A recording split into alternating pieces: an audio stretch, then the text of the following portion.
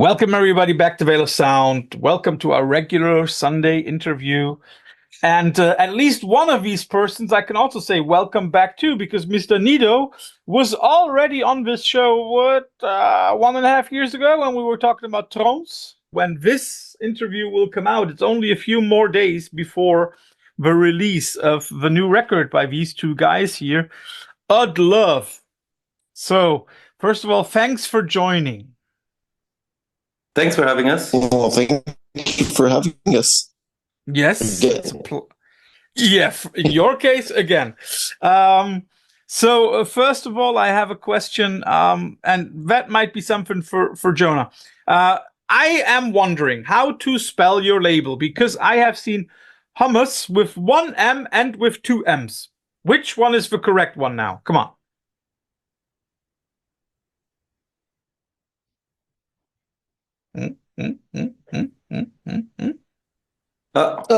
You're back. I'm back. Yeah. So you froze. So Jonah, I got the question. Cool. So what is the answer? The answer is that for a long time it's been with two M's, as in hummus, the chickpea dip to eat, which was connected to Coilguns because the story goes that basically, when we started as a band and that we started the label as well for the band initially, it was supposed to be only for Coilguns. We were playing mostly squats and like very tiny venues around Europe. And the one thing that we had on a daily basis was hummus. Good ones, bad ones, homemade ones, industrial ones.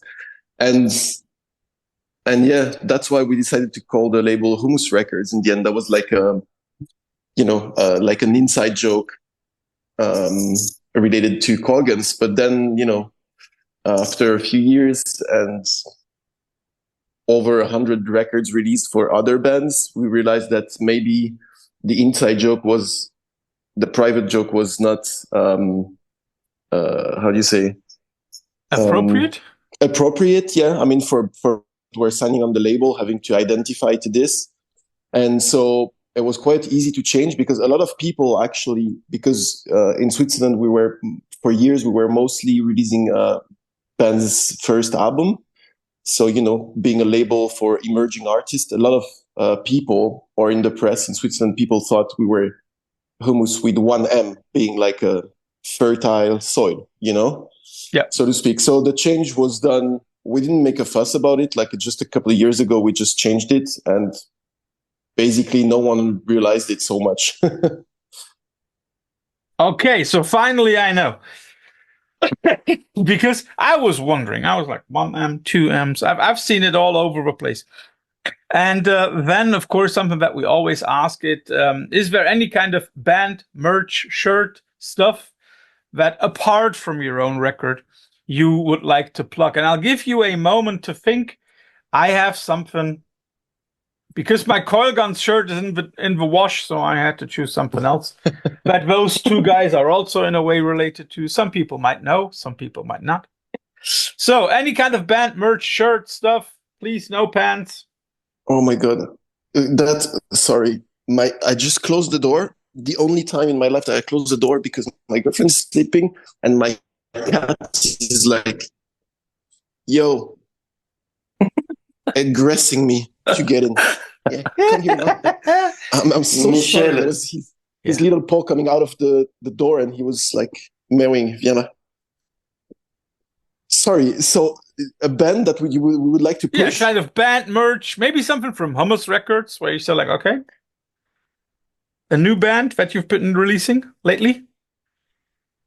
So I would say that for myself, a band that maybe people would dig if they like Coilguns a little bit is a band called Wolf, as in a wolf, Wolfer. They're from Switzerland, of course, because on Humus we mostly have Swiss bands, and they're just an awesome power trio of noise rock, basically. and I think people digging Coilguns would really like them. Mm-hmm. Luc, anything that you would add? No. No. I mean, I agree with Jonah. Okay, so just to make that clear, you do release records from bands from other countries, but what would you say, 90% Swiss bands? No, it's less than that. Like, we release mostly like 98% of bands are from Switzerland. To be honest, out of 150 releases, there are maybe 4 releases that were from foreign artists. So more than 90%. Largely more than 90%. Yeah. Do you also then count the split, for example, with Birds in Row? Do you say, okay, how do you count that? Or how would you count that? I didn't think about that one. That's true. But I know what you mean. Then it's, yeah. I mean, albums, like in the early days, like in 2013, I released 2 bands, one from Germany, one from Portugal, that are either not active or not on a label anymore. And then in the recent years, I released 2 bands from abroad, which are Quentin Sauvé, who's the bass player from Birds in Row. So I released his solo record, his second solo record, and then released also this Belgian band, awesome band called the Guru Guru. Also to check out, really weird, amazing, and very, very unique. And then, of course, the split with we're on another level right now. So a couple of bands here and there sometimes, but basically that's not where we're very established in Switzerland. It's a very small country, small market, but here, because of our experience as well as a band, our international experience and everything, we can really make a difference in Switzerland for bands. Then to develop abroad is a different story. We do have, we can do some work, but it's different. Like when you're working for emerging artists, it's hard. If you're based in a country, it's hard to develop abroad, I think, as a small label. Yeah. When we're already talking about locations, is it true that Coilguns was formed in New York City?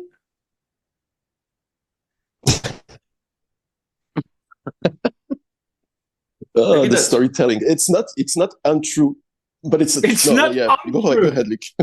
It's because it's because we talked about forming the band in New York while we were on tour with the Ocean. Would it be why or?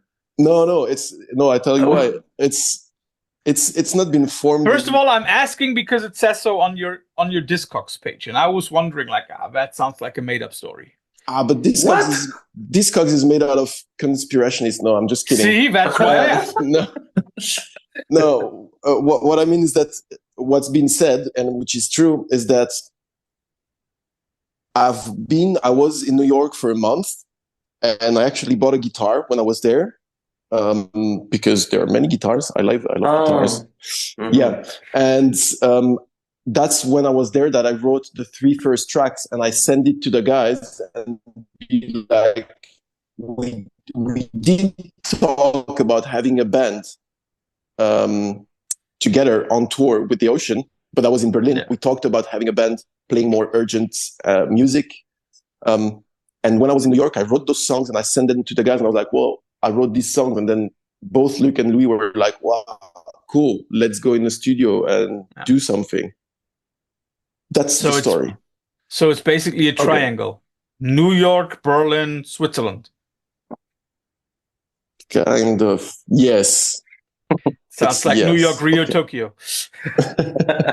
That's because we're so cool. We're traveling so much, and it's hard to explain. No, I'm just kidding. It just happened that way, yeah. You've already mentioned something that is very, very obvious in all of the Coilguns songs, and especially, I think, on the new record. If I had to describe Coilguns with one word, it would be urgent or urgency. is that something that you are definitely striving for, to engage people, to show them things, to move them? Excellent question. Luc, you want to take that one? Yeah, I guess it was really the point when we started the band, being in the ocean and all.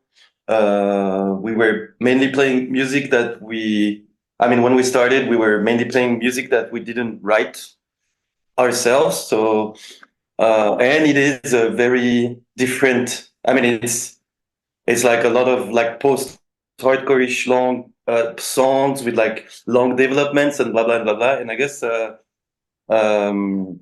Louis, Jonah, and me being big fans also of all that hardcore scene, very heavy stuff from the 2000s, Converge and the Dillinger Escape Plans, and also the Swedish Breach and Refused and stuff like that.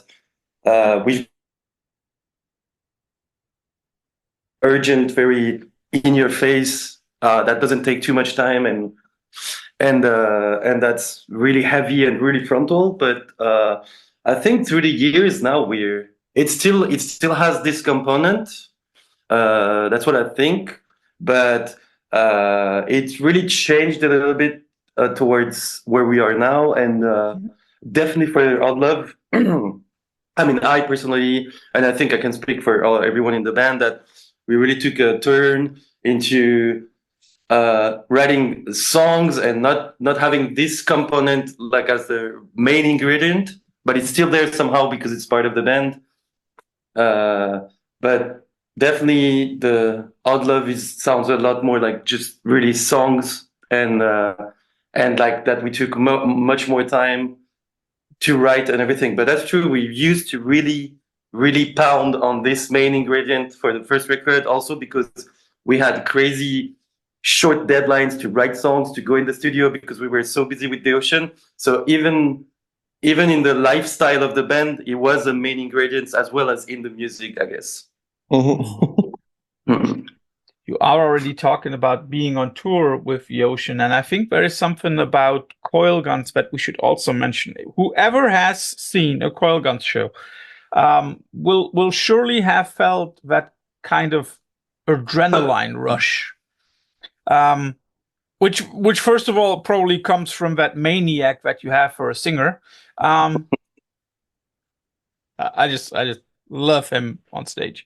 But how do you then go about? Like your live shows are really energetic, and you are able to transpond that onto your records as well. So my question is, how do you record? Each individual instrument or everybody in the same room? That's interesting that you're saying that we're able to translate to records, the energy from live to records, because I always feel like that's it's harder if, like, we grab more people when we play to an audience that don't know us. It's quite easy to grab people's attention, and even people that don't really like necessarily this music, they're kind of like taken by the energy, when I think those same people wouldn't get the same feeling while listening to the record. So, but I'm happy that you see that.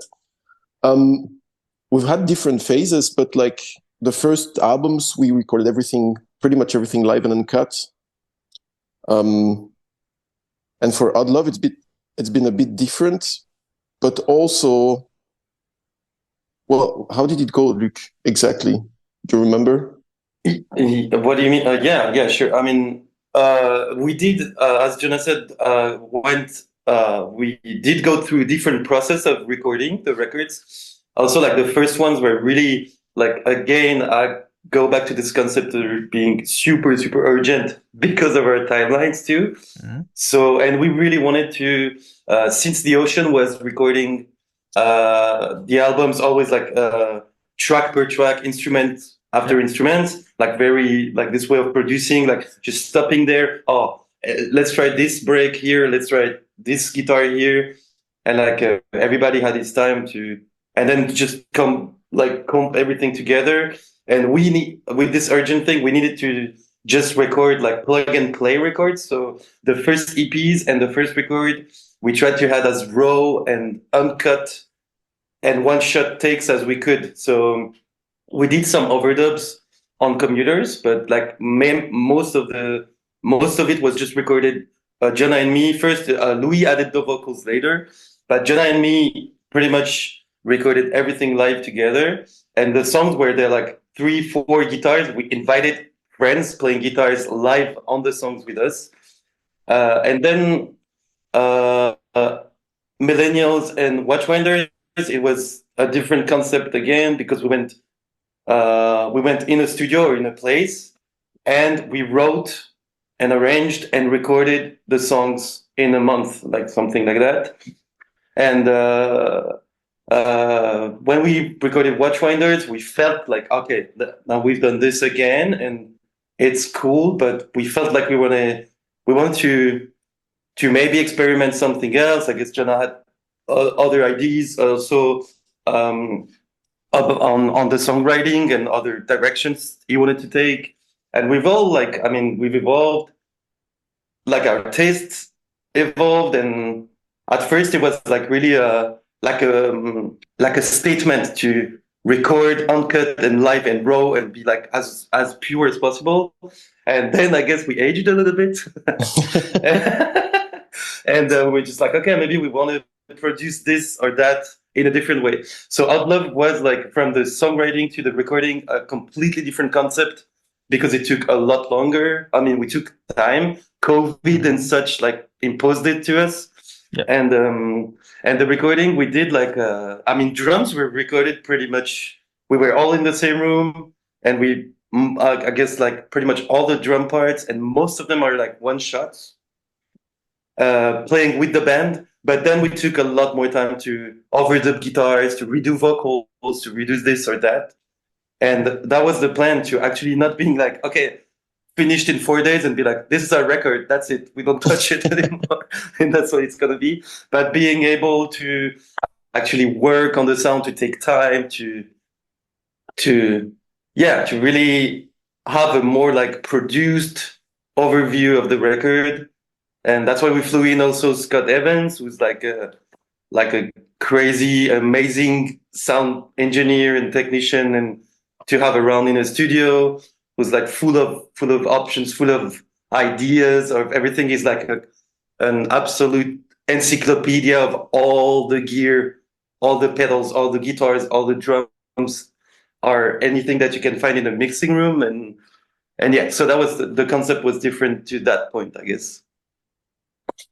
But I will say that we had 20 days of studio, and it's true that in 4 or 5 days we laid down all the drums, like all takes for the drums, and we did play with Luc, all of us, even the vocals. Louis did the vocals during the recording, so we could have a band feeling of this live session. And in the end, we kept actually the bass lines.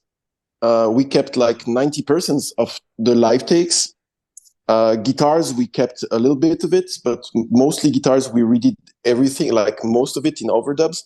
And surprisingly, we kept a lot of the vocal takes as well. So it's basically only the guitar player who fucked up. Pretty much. And I spent like almost 2 weeks redoing our overdubs. But it was mostly like we were just like chasing tones, basically. Mm-hmm. We kept some guitars, of course, but then the guitar tones were just like, we just went crazy with like gear and trying out things and all that. Mm-hmm. But I was so surprised when we saw like the quality of the, I mean, of course, Louis is a great singer, but like live takes, in the studio. Yeah. You don't expect them necessarily to be immediately from the first take really great, and a lot of them were actually. Mm-hmm. But then we added a lot of synths, of different percussive elements and backing vocals and all that. So there is a part where this record has been recorded live, but there is definitely a big part that's been way produced and overdubbed and all that. Yeah.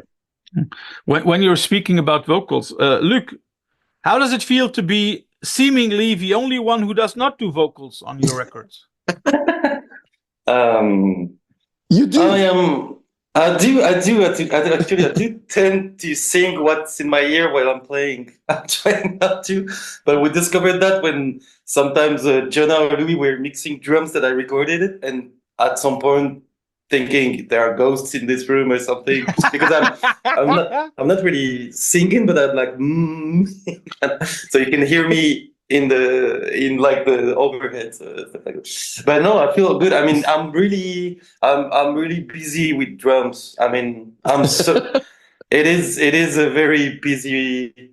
I don't feel I'm not missing on singing really. I'm not like a natural born singer really. I mean, I think it would be cool maybe for some songs where I don't play, for example, which now we play songs like quieter songs, and I would do the singing there. But like when I'm playing, I mean, it would be really difficult to keep breathing, basically, I guess. so I think it's not like I'm not feeling left behind or whatever. I think it looks great. I think it sounds great that all the guys are singing now. Yeah, I really do feel the difference to have Louis and the backup singers. It really added something that never existed in Coilguns before, and I think that's a great addition. So yeah, I'm feeling great. I'm sorry, I'm just saying this now, but yeah, somebody forgot their computer of my gang that left before, so I need to go open the door. I'm really sorry. I'll be right back. yeah, Louis and the Coilguns. I think that should be a good record title for next one. T'es là, ouais, tu m'entends? Ok, alors tu me dis si ça ouvre là? It's interesting that he didn't even turn off a microphone. That is live TV. We're Saturday morning, 10 a.m. Yeah, it's Saturday morning. Sorry for that.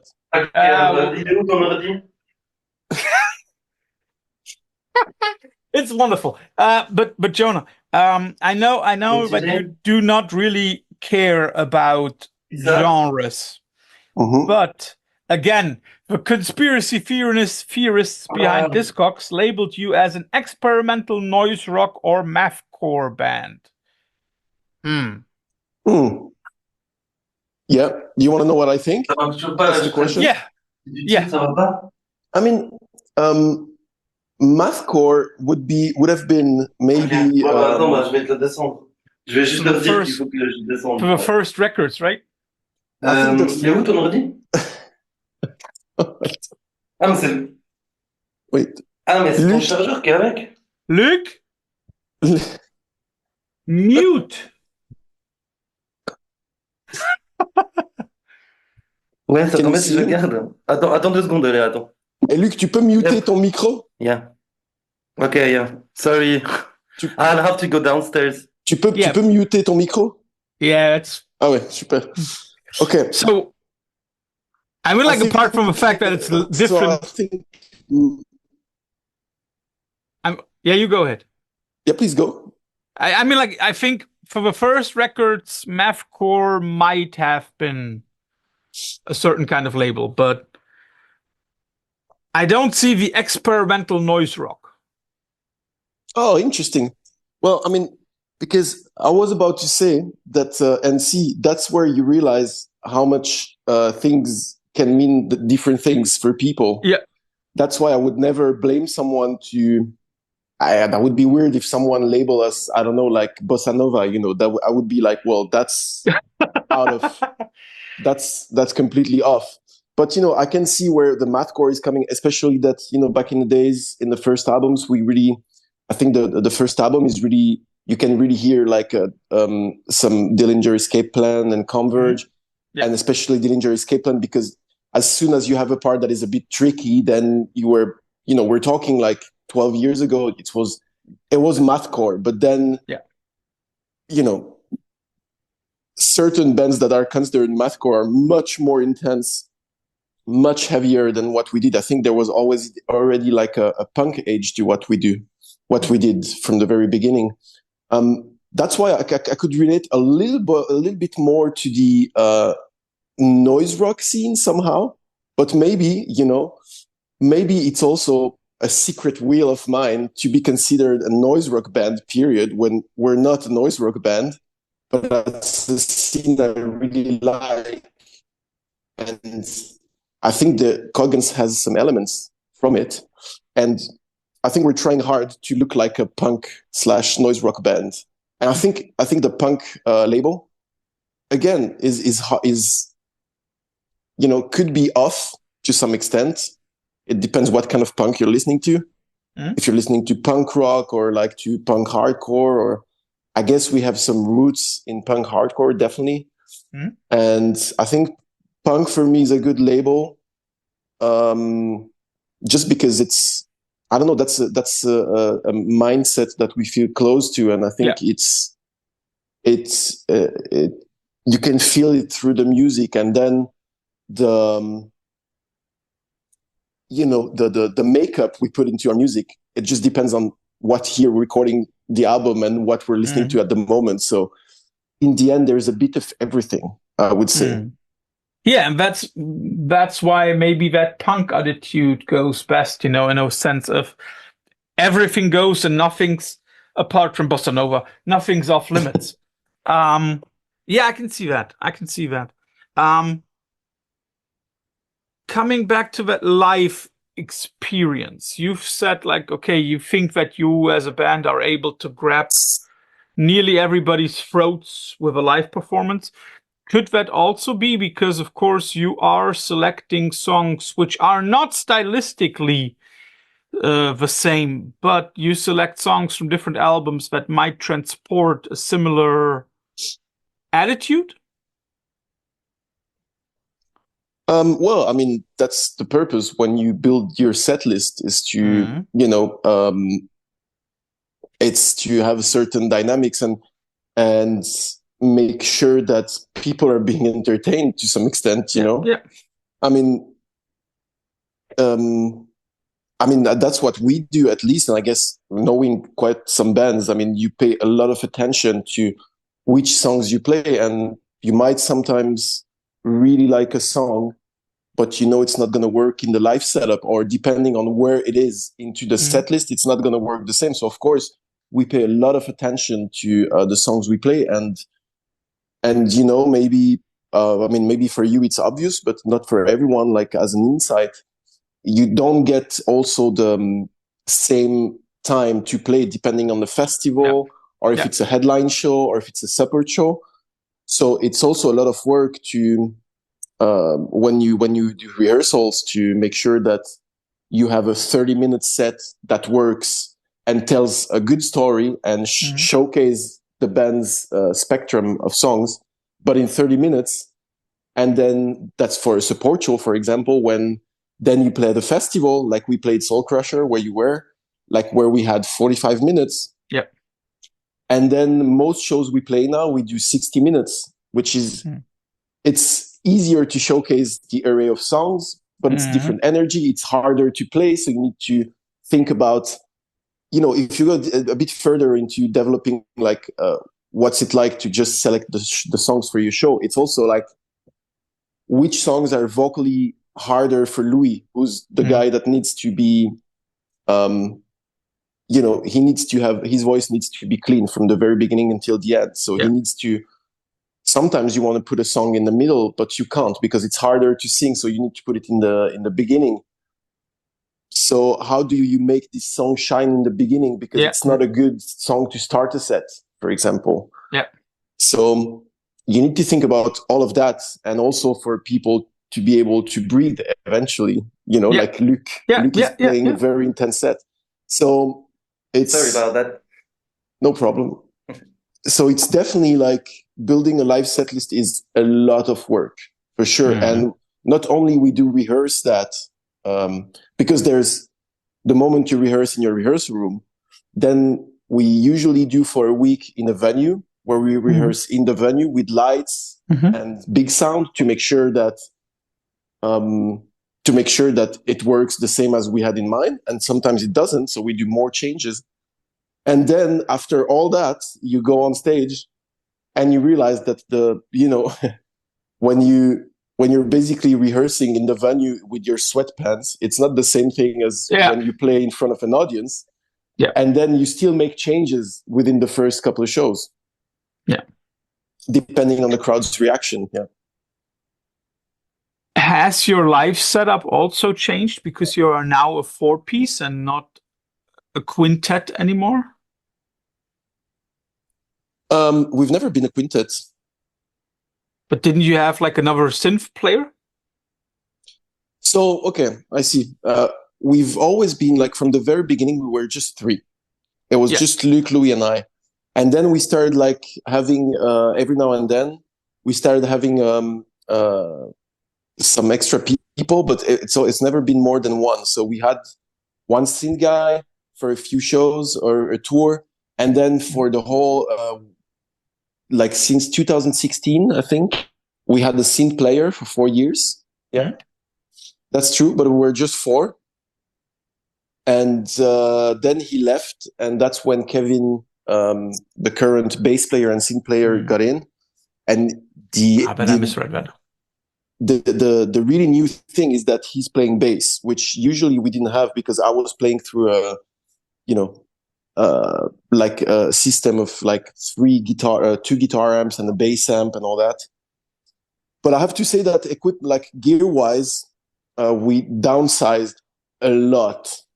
Like, and it was a wheel also because, touring is just like carrying heavy amps is just annoying.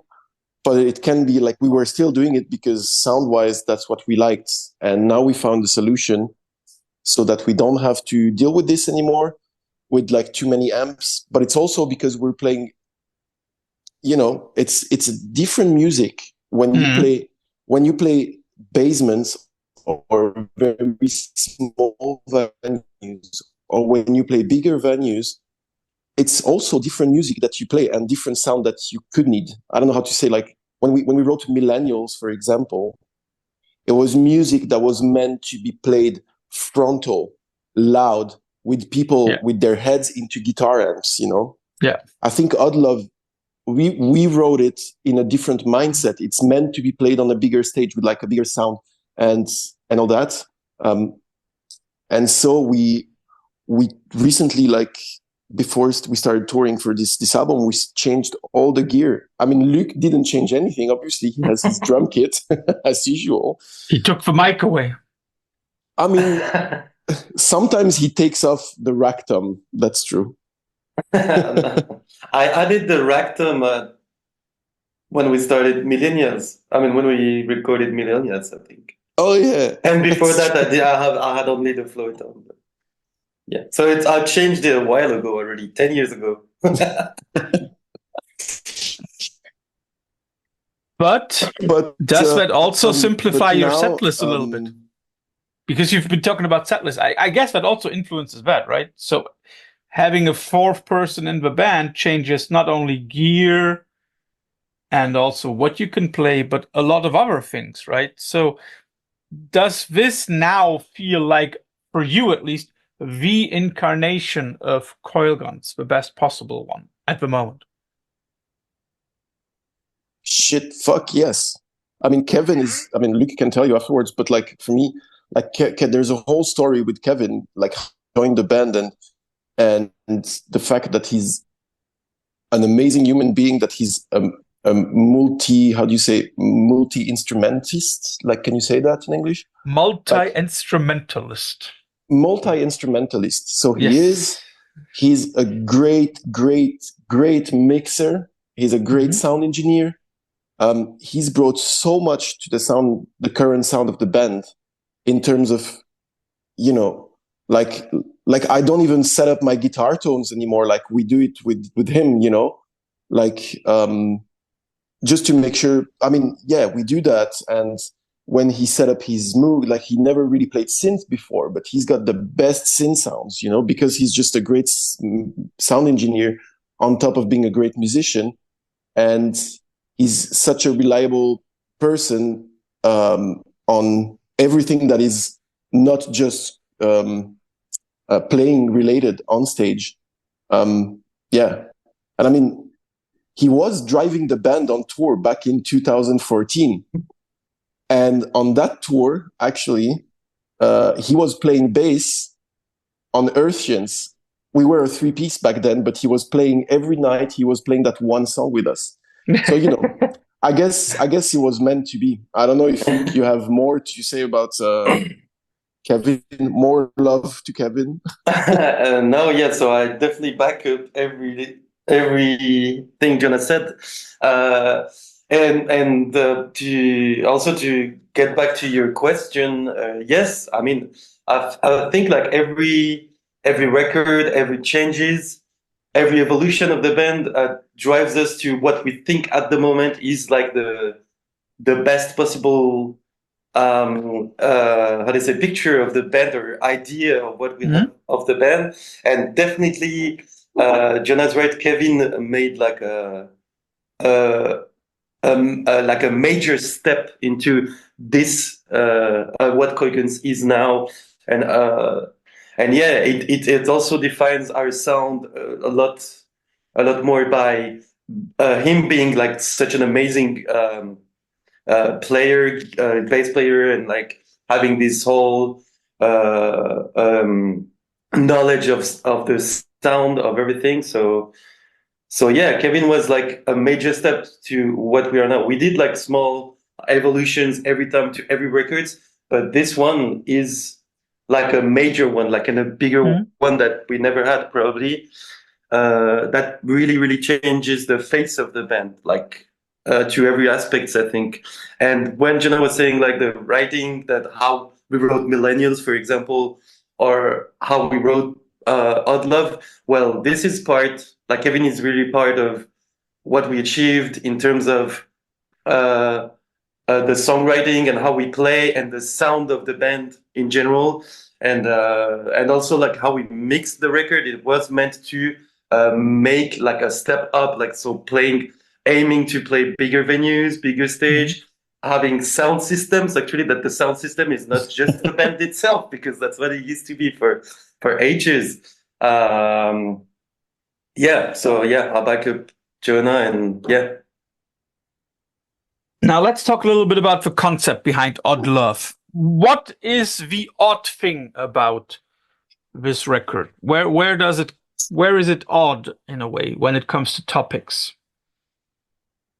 Well, what is odd is our relation to what we do with this band, you know, and it's because you have to understand that lyrics have always been written by Louis in a way that that this is talking about us. I mean, that's gonna sound not original, but I mean, we don't really have a cause to defend. You know, we're white privileged Swiss men born in a rich country with, you know, we've had our problems, but we didn't, you know, it's not like we were born poor in the suburbs of Manchester, for example, you know, like, so it's hard to, I'm saying this because it's hard to say that we have a cause to defend or to talk about like deeply, because we had a good life, so to speak, you know. So the lyrics generally are about, you know, concepts or like things that are happening in the world, but from our, it's all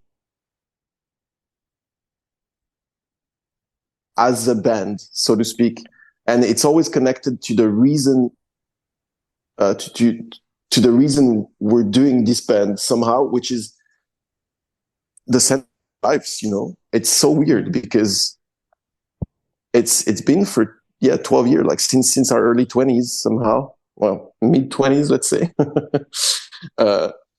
It's really been the center of our life. And Odd Love, this title, also is a translation to that. Like, why do we keep on doing this? You know, what is this urge to keep on doing these things, which feels more like smashing your head into a wall without, you know, going through it. Yet you still look at this wall and you take a couple of steps back and you run into it again and again and again.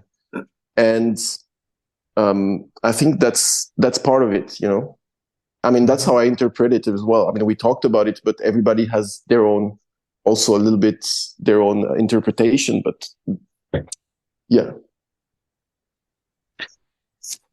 What is interesting is that in a way, when looking up Louis' lyrics, there always seems to be also some kind of social component, to say it like that, you know, as if, you know, there is some comment on the world, what is happening right now. But what I like about it is that he's not preaching. It's very much of an assessment. Do you talk about the single songs, about the single lyrics that he comes up with, or does he have free hand, you know? He does have, he does whatever he wants, of course, but we talk about it. Like, yeah, the singer, right? It's, well, it's like, we do talk about it. Like, I wouldn't have anything to say before he write lyrics because I don't know how to write lyrics. But then we're interested to know what he's saying, of course, because we're singing those lyrics and we have to go on stage and defend that, you know. So yeah. But yeah, go ahead, Luc. I mean, he's always like, of course, he's a great lyricist. I mean, that's something he knows how to do. That's one of his skills.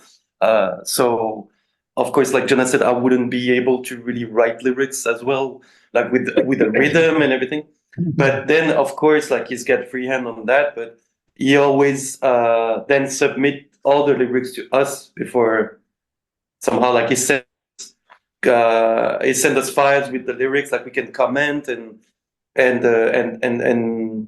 I mean, make suggestions or whatever. We always talk about it. Like we're mainly on point with what he's gonna say, and we're okay with this. But usually, I mean, every time it just shows us everything he wrote to make sure we're okay with it, you know. So yeah.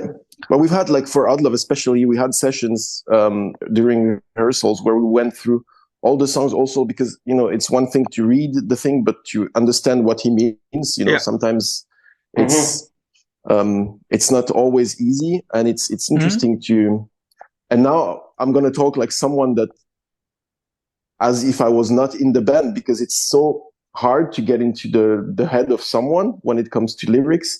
And even for Louis, when he was explaining, he was like, well, I can't give you the whole understanding of these lyrics. Some of them are free to interpret, you know, to some extent, because he was like, I'm trying to figure out now the way he works. But for a long time, when we started the band, his thing was to, you know, he's an architect initially. He's got a master in architecture, and he's a great mind, and he's thinking a lot and about everything, you know.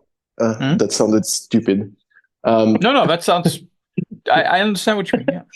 What I mean is that he's been, when he was listening to the instrumental songs we were writing with Luc before writing lyrics, he would, one song, because of its tempo or because of a weird gimmick in the song, that would make him think of a weird construction, urban concept of the 1970s, you know, or a weird philosophical, forgotten theme or something.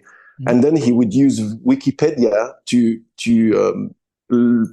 get more involved, to get more information about these things, and then write lyrics. So, you know, a good example I'm thinking of is, I forgot the name of the song. Which one are you thinking about? What's the name of Commuters? Minkowski Manhattan Distance. Minkowski Manhattan Distance. You know, it's because of this song. I can't remember exactly, but because of this song has a very thrash, super fast feeling, because we invited the singer from Rotten Sound on this song. Louis went on to this way of like measuring distances in New York or whatever. That is a weird concept, a weird urban concept, you know. So he goes on with that kind of things. Sorry, that was too specific, but no. So he works like that, and I think he's not just like, oh, I'm gonna think about a theme that I want to talk about and just write lyrics. It's just he takes the whole song, and a simple gimmick in the song can make him think of a weird concept. Then he's gonna take this concept, and most of the time, because he doesn't want to be preaching about things that he hasn't been living or didn't go through, he's gonna take this concept, you know, make it in resonance with concepts of things we have in our hometown and how we feel about the world and how we feel about making music with this band, and then write lyrics about all this, if that makes sense. You got it right there. Yeah. So I think it's fascinating, like how much we can relate to these lyrics in the end, you know? Even though you didn't write them. I have one more question, gentlemen, before we come to the infamous quickfire round. And that is splits. You have done several splits, Birds in Row, Cons, Abraham. I think I've forgotten one or two there. Never would. Yeah. Is there any kind of band you would wish to do a split record with? Like in the future? Yeah. But like, do you mean like a split? Yeah. A split okay, you could use like a split record or a collaboration record. I know that's a very, very different thing. It is very different. So, any band? Me, I don't know. Like there needs to be like the Birds in Row collaboration. I mean, was the result of like also like a really good friendship that made us, we toured together, and that made us, and obviously we also like them as a band a lot. Like we really admire this band a lot. They're as musicians and as a band and as human beings. So I guess this is the result of us wanting to spend time together and do something through music together. So to me, that's an important component, to do something like that with a band, and not just like, I don't know if I would be like, oh, I really like this band, so I want to do a collaboration with this band. But I mean, also, why not? I mean, I don't have anyone in mind, and I'm talking personally, but I would, why not do a split record or a collaboration with a band in the future?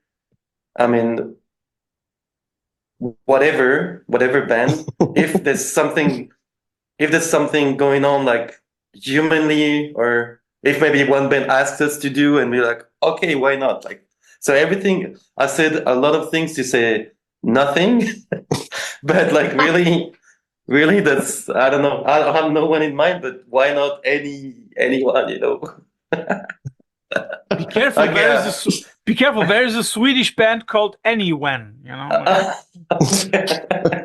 So Jonah, do you have someone in mind? Well, right now the band I have in mind is Bird in Row, because I mean, it's just we love these guys so much, and we just saw them. We played together at Desert Fest 2 weeks ago, and you know, the collaboration we did was so cool, and we were so happy, and it was so natural somehow that it's just, I just, like a teenager, I want to have that new band again. Okay. So I want to have another band with them. And sorry, we're talking about doing more, because you know, we would like to have enough so we can play shows as well. Yeah. So I'm really keen on doing that now. I don't have a specific band in mind, I guess. If I think about a couple of Humus bands, because you know, those people I know, and as Luc said, for me it's really important that we're friends, because playing music is it's going into the studio with people. You can have some egos, you can have some different ways to do things that can upset other people and blah blah. So it's really hard to find. You need to make sure that you get along with people. And I guess there's a couple of Humus bands that if you were going to tell me, let's go for a week of weird collaboration, and you have 2 days in the studio with this band. There's a couple of bands on Humus that I would love to do this with, probably. Mm-hmm. I'm not going to name anyone. Yeah. Don't put pressure screws on somebody. Yes. So, gentlemen, first of all, thanks for all the insight into the band, how you work, also where you come from. But Jonah already knows that nobody leaves the Veil of Sound interviews without having to go through the infamous quickfire round at the end. You will always get 2 alternatives and have to choose one of them. Maybe give a short explanation for it. That was good pitch. Yeah, I mean, because I know that there are always people who watch one of our interviews for the first time, and I'm like, okay, let's explain.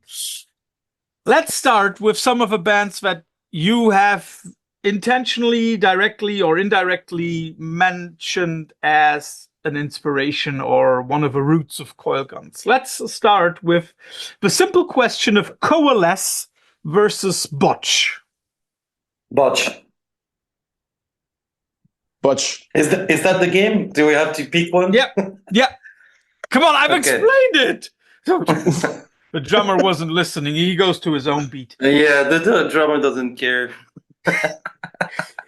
At the drive-in versus the Mars Volta. The Mars Volta. Yeah. Are you convinced about? Yeah. Okay. Do we have to be on the same team or? No. You can give different answers. Okay. All right. I like it when bands. But we can answer together at the same time, so we don't give the same answer. It just sounds like. Okay.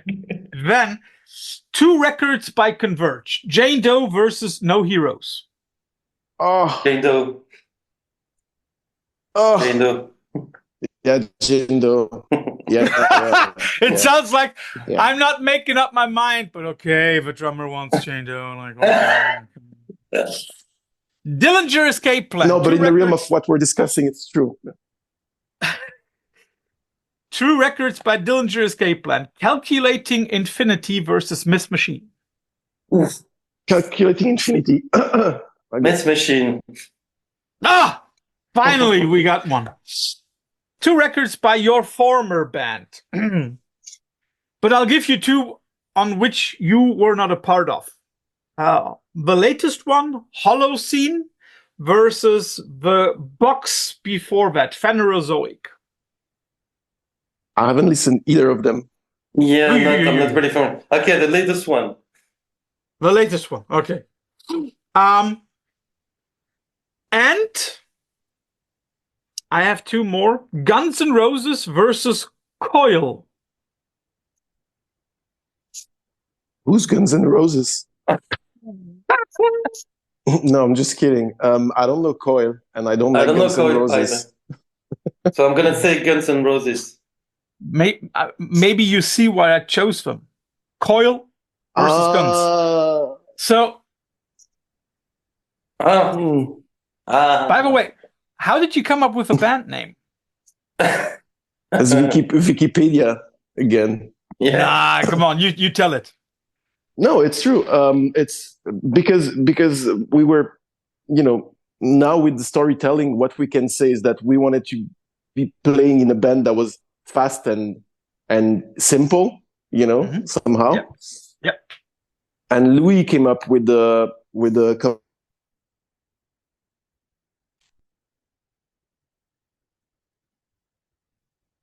was Coilguns, because if you Google Coilgun,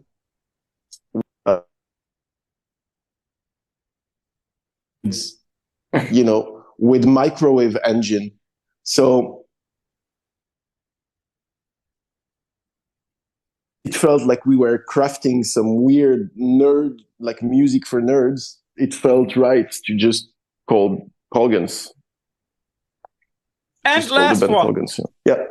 And last one, as it's so early in the morning for us, none of us had breakfast by now. I'll give you two songs.